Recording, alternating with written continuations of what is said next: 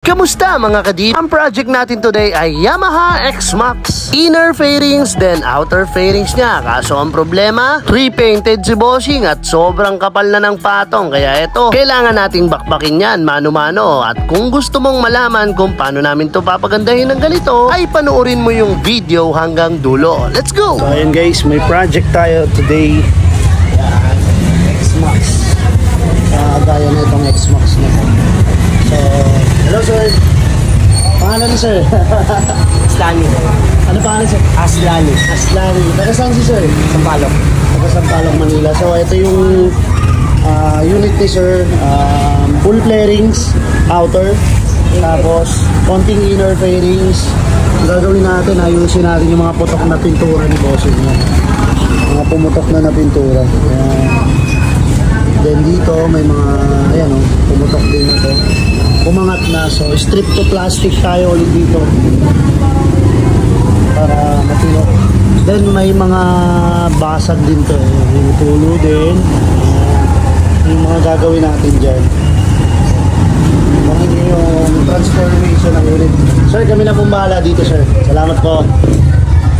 Pagkakasa ni bossing, agad-agad binakbakan nila Boss Bukloy, yan o, Boss MJ at Boss Rodel. Syempre, kasama rin natin si Boss Anthony, siya naman ang kumana ng outer fairings ng project natin. Makikita nyong napakakapal na ng kinakalas ni Boss Anthony dito. At eto na nga, i-apply na natin yung ating primer surfacer sa mga panel na na-prep na ni Boss Bukloy at Boss MJ and Boss Rodel natin. Pagkatapos ng mahabang bakbakan, may natira pa ring pintura. Hindi na kinaya ng heat gun technique natin, kaya mano-mano na natin to sa sander rin. Yung mga ganitong project mga kadip, halos doble yung singil natin dito. Gawa ng halos dobling oras din yung kailangan natin ni Google sa ganitong project. Dahil pag hindi kinaya ng isang proseso, ay kailangan natin mag plan B, plan C. Imaginein, after ko sanderin, may mga natira pa rin sa mga singit-singit at kailangan pa rin natin yung bakbakin. Medyo mahabang proseso, kaya jump start muna tayo sa hydro dipping process. Eto nga't ilulubog na namin ni Boss MJ yung dalawang panel na na-prep nila nakaraan lang. At dahan-dahan lang nating ilulubog yan para lahat ng area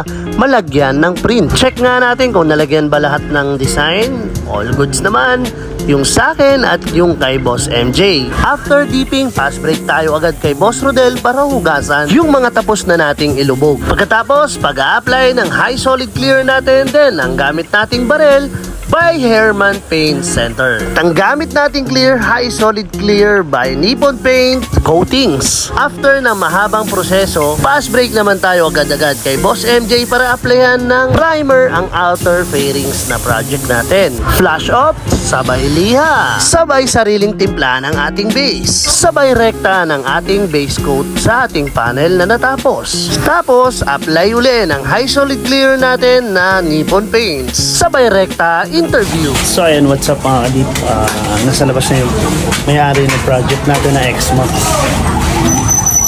Sulitin natin. Hello boss!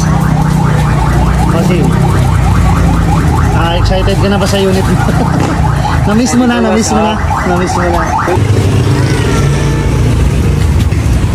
Lumabas ba boss? Lumabas. Strip to plastic natin yan. Muna pala, ikutan mo muna.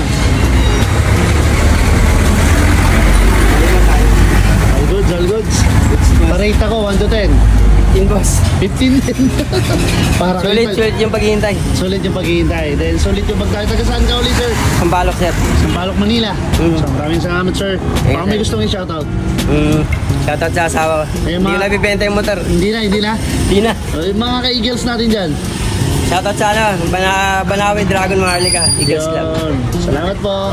At ayun nga mga kadip, tapos na yung project natin at pauwi na rin si bossing. Maraming salamat po sa pagdayo dito sa Polworks Hydrographics at sa pagtitiwala sa Team Polworks. Nagawa naman natin yung gusto ni bossing at na-repair naman natin yung mga dapat nating i-repair sa project na to. Maraming salamat sa nakatuwang ko sa project na to sa Team Polworks, Boss Rodel, Boss MJ, Boss Anthony. At syempre, malapit na tayo mag 400k followers. Baka naman mga kadip, sa mga hindi pa nakalike and subscribe sa ating YouTube channel, baka naman mga kadip. At sa tumutok hanggang dulo dito sa video na to, maraming salamat sa iyo kadip. Mas lalo pa namin gagalingan sa susunod na mga video na ilalabas namin. Hanggang dito na lang, to God be the glory.